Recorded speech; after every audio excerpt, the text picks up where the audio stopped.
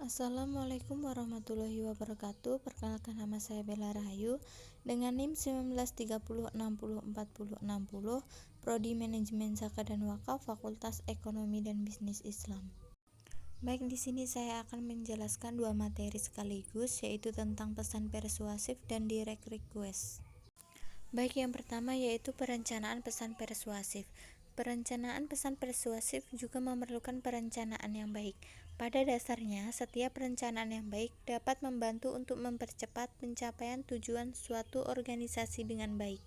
Secara sederhana, persuasi yang efektif adalah kemampuan untuk menyampaikan suatu pesan bisnis dengan suatu cara yang membuat audiens atau penerima suara merasa tidak mempunyai pilihan dan membuat mereka setuju. Pihak yang menerima pesan bisnis tersebut juga harus dapat memahami dan menerima dengan baik substansi pesan bisnis yang disampaikan tersebut. Pesan bisnis yang dilakukan secara persuasif perlu mempertimbangkan, yaitu yang pertama analisis audiens, yang kedua perbedaan budaya, dan yang ketiga pemilihan pendekatan budaya. B. Mengembangkan pesan persuasif. Dalam mengembangkan pesan persuasif yang efektif mencangkup 4 komponen penting, yaitu yang pertama menetapkan kredibilitas, yang kedua kerangka argumentasi AIDA, yang ketiga memilih daya pemikat, dan yang keempat pertimbangan etika. C. Penulisan permintaan persuasif. Hal yang paling penting untuk diingat ketika menyusun permintaan persuasif untuk suatu tindakan yaitu tetap menjaga batas-batas permintaannya. Ada dua macam permintaan persuasif, yaitu yang pertama, permintaan persuasif untuk tindakan, yang kedua, permintaan dan aduan persuasif untuk penyesuaian. D. Penulisan pesan penjualan dan permohonan dana.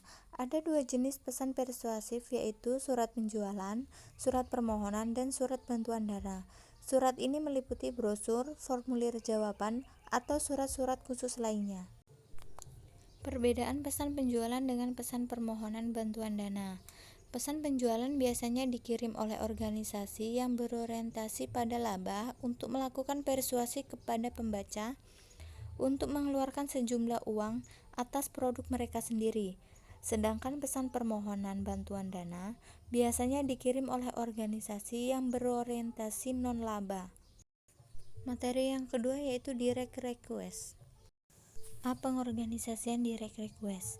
Direct request atau permintaan langsung dapat diartikan sebagai suatu kegiatan yang dilakukan oleh seseorang. Pengorganisasian direct request dilakukan dengan menggunakan pendekatan langsung, di mana pada bagian awal disajikan permintaan atau ide-ide pokok yang diikuti dengan fakta-fakta yang perlu secara rinci. B. Permintaan informasi rutin.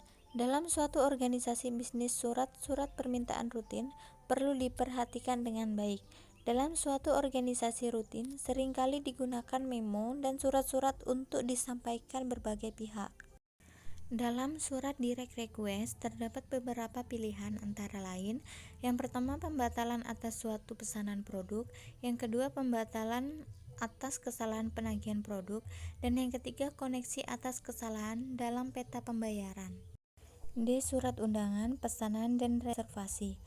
Yang pertama yaitu surat undangan. Dalam penulisan surat undangan digunakan pendekatan langsung.